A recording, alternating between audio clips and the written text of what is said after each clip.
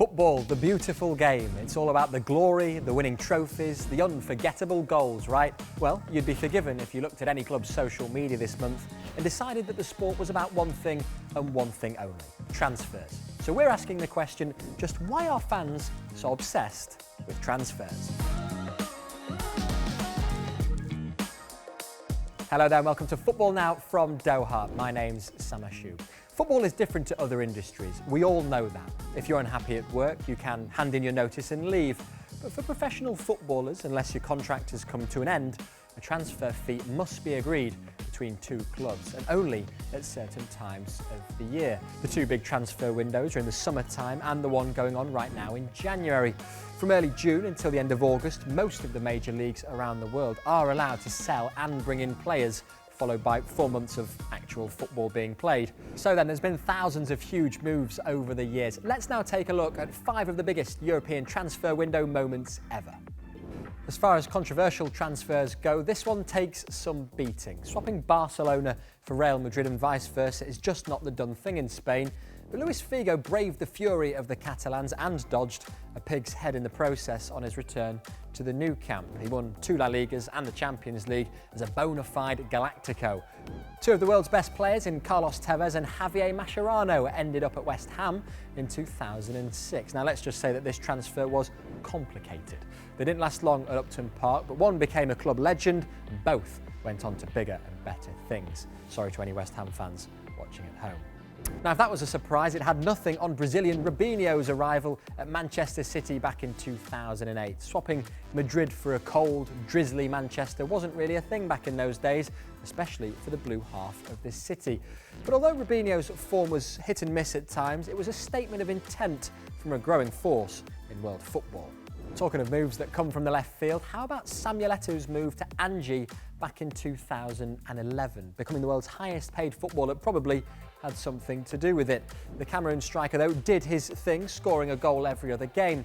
But off the pitch, it was all a bit different. The team were from the Russian state of Dagestan, but played all their games in Moscow because of its proximity to Chechnya.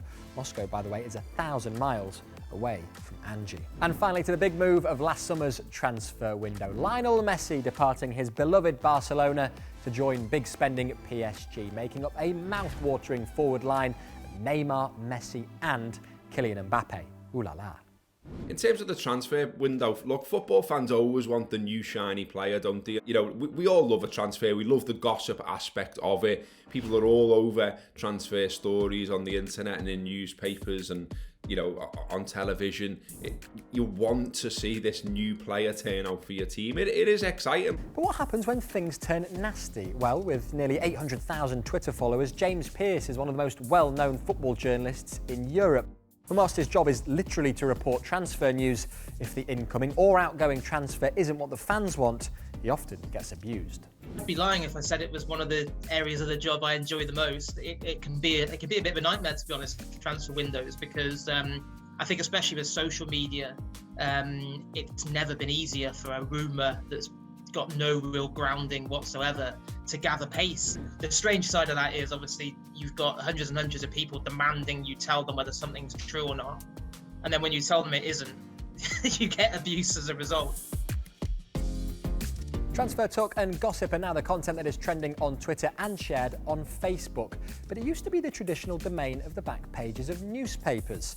Transfer speculation is still a constant in many tabloids and broadsheets, and also on TV and online. But is it something that journalists enjoy covering in the hope of getting that all-important scoop? Or is the fans' insatiable demand for exclusive transfer stories in danger of making the main event, the football on the pitch, less relevant in the 21st century? I think back to when, you know, we had the story ready to go early, I think, what was it, September time, when Thiago was on his way from Bayern to Liverpool. So yeah, there is a buzz, I think, when you're about to tweet out something like that and you know it's going to go absolutely off the scale, and you're sat there, you know, watching the retweets go from tens to hundreds to thousands in the space of a few seconds, and just the euphoria that accompanies that. Perhaps then the mania surrounding transfers is already starting to die down. Just a couple of years ago, every club was trying to outdo each other with elaborate signing reveal videos. Manchester United roped in Stormzy to announce Paul Pogba returned to Old Trafford. They also got Alexis Sanchez to play the piano to the tune of Glory, Glory, Man United. Some would say it was the highlight of his time in Manchester. Aston Villa put out a pretend group WhatsApp chat to reveal that John Terry had signed. Meanwhile, Yeovil spoofed Tinder, the Vancouver Whitecaps played Pokemon Go, and Sevilla even staged a fake kidnapping to announce that Jesus Navas had signed. So what about the player's perspective? Well, former defender Chris Samba made the move from Anzhi in Russia to English side Queen's Park Rangers on transfer deadline day back in 2013. It was a stressful time because you don't really know if you're on the go or if you stay put, so it's really difficult.